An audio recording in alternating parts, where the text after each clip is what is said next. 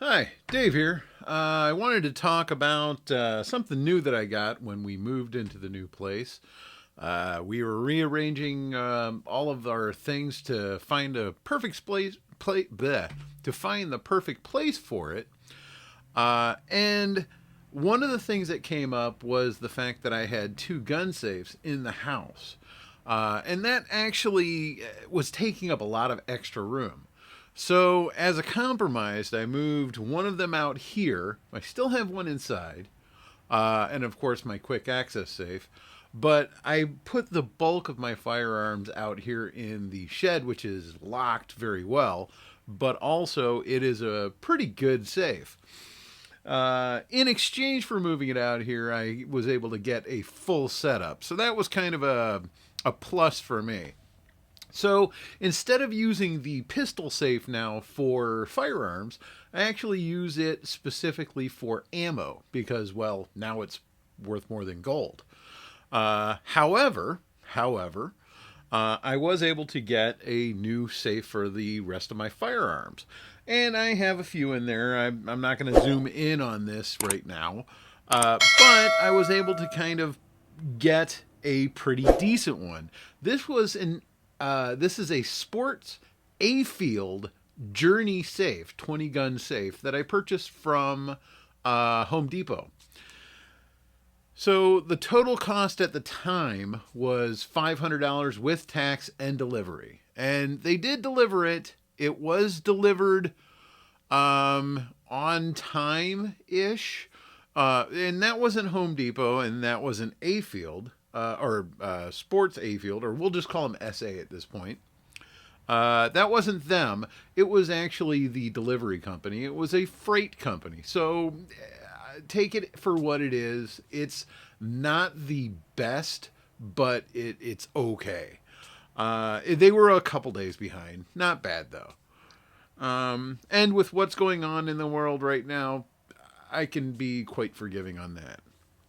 So what this is an e-safe or e-lock safe, which means it's electronic lock, and you'll see here in the front there is an electronic lock on it. If you remove this, there is a override with a key that's about that long, and it bypasses the lock. So if you run out of battery or something happens and or your code resets, you can get in past it if needed. And I'll get into more of that in a second. The reset for the e-lock is right here. You remove this brass cap, and there's a red button. You push the button, then you can put in whatever code you want. The mechanisms for the locking is back here behind the door. And then, of course, you have two different shelves. One of them with rifle rests in it, and it's supposed to be a 20 gun safe.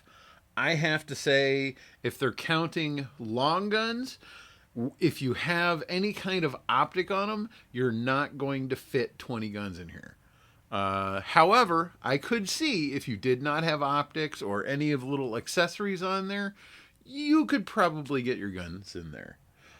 As it stands right now, I do have my rifles and some of my pistols in there. Rifles and shotguns, excuse me, and some of my pistols in here. In fact, the majority of my firearms are in here at this point, and they're locked in here. I feel quite secure with it. Now, as a result, I was also able to get a magazine holder for here, and of course, I have a pouch that will hold other accessories. And then the pistol hangers are very helpful with keeping your gun sorted inside. Otherwise, you are kind of limited on space. That being said, I actually kind of like the setup of this. It's adjustable shelving. It does not come with a built-in dehumidifier or a built-in light. I have battery operated motion sensing lights on the inside here, so as soon as I open it, I put my hand in, the lights come on and I can see in there. The dehumidifier is non-powered, and it it's basically the crystals, the dehumidifying crystals, like they used to have. I don't know how old my crowd is here, but like they used to have for when you would put away your fine china and your silvers. Something like that. It basically keeps it from tarnishing. It keeps the moisture off of the environment around it. And then you take it out, you bake it, it turns blue again, and then it's good for a while. You do have to take it out and bake it. In fact, you can see the crystals are now pink in here. That means I need to take it out and bake it. It's been a couple of months, so that's actually not too bad. Take it out, you bake it for a couple hours at 325. They turn blue. You put it back in there. It's all good. The safe itself is pretty sturdy. I mean, it's a pretty solid piece of metal. It has a nice little bit of backing board with Velcro here.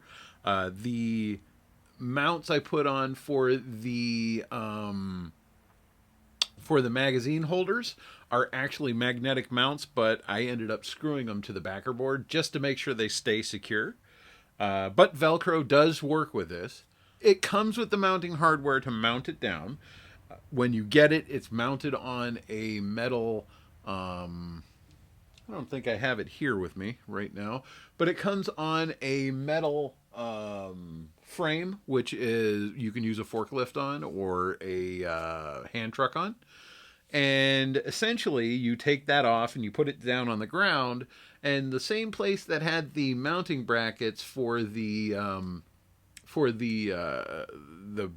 piece it was mounted down to, that it was traveling in on, is where you would mount it to the ground. And it comes with some pretty hefty bolts, which I don't have, which are in the thing. And you mount it down, you put the caps back on it, and you keep it there. You can remove it. You can back it back out if you can get in the safe, and then move it. Otherwise, it's locked down until you can get into it. Now, that being all said, the only issue I've had with this safe at this point was the locking mechanism. The E-lock was not unlocking the door. Well, let me rephrase that. The E-lock was unlocking the door. It was not allowing you to open the door. Little explanation. There is a mechanism inside that is a locking bolt with a pin that comes out. These lock lugs that come out are on a sliding system that has a piece of stamped sheet metal inside that pin stops from moving. When you use the override key, that whole mechanism slides back and moves out of the way, and then that sheet metal can move up, allows you to open the handle, which moves these lugs in and out. With the E-lock, the only thing that moves is the mechanism doesn't move, but that pin gets retracted in using the E-lock. So it's a magnetic lock that pulls in. What happened when I got this was the pin was pulling back, but the sheet metal was canted a little bit, and it would not go past that. Unfortunately, if you open this up, you void your warranty, and I did not want to do that. So what I did was I called their support, and I called it late on a Friday, and I waited until Monday. Now, I figured I wasn't going to hear from these people for a couple of days. I was using the key to open it and close it, so I was like, I'm fine for now, but I want this fixed. However, I was pleasantly surprised. Unfortunately, I was across town picking something up, but I was pleasantly surprised when I got a call from Andrew at their support. Now, Andrew was very pleasant. He let me know that he was there to help me, and I told him I was across town. I wasn't near the safe. He said to go ahead and call me back on this number. This is my cell phone, and he would help me as soon as I was available to help work with him. If I didn't get him, leave a message, he would call me back. About 45 minutes later, I was home, and I called him on this number, and he answered right away. He was very pleasant, not put out about it, and we worked together, and he told me to go ahead and remove the door cover. Now, here's the thing. you must be told by them to open the door cover. That way you're not voiding your warranty. And essentially these are little caps right here. You pull these off, you unscrew the screw, and this card comes right off. We looked through it. He unfortunately was not able to see what I was seeing, just because a distance, this is all being remotely troubleshot. And through the time, we tried new batteries, we tried different settings, we tried different things. And after some trial and error, we were able to find out that the piece of sheet metal was not secured fully in there. So I had to tighten it, not too tight, because if I tightened it too tight, the door wouldn't move. We were able to determine that the bolts that hold that in, or the nuts that hold that in, were not tightened enough, so that sheet metal was canting when it was moving. So we were able to adjust it and just tighten it up, and we were able to get this functioning perfectly.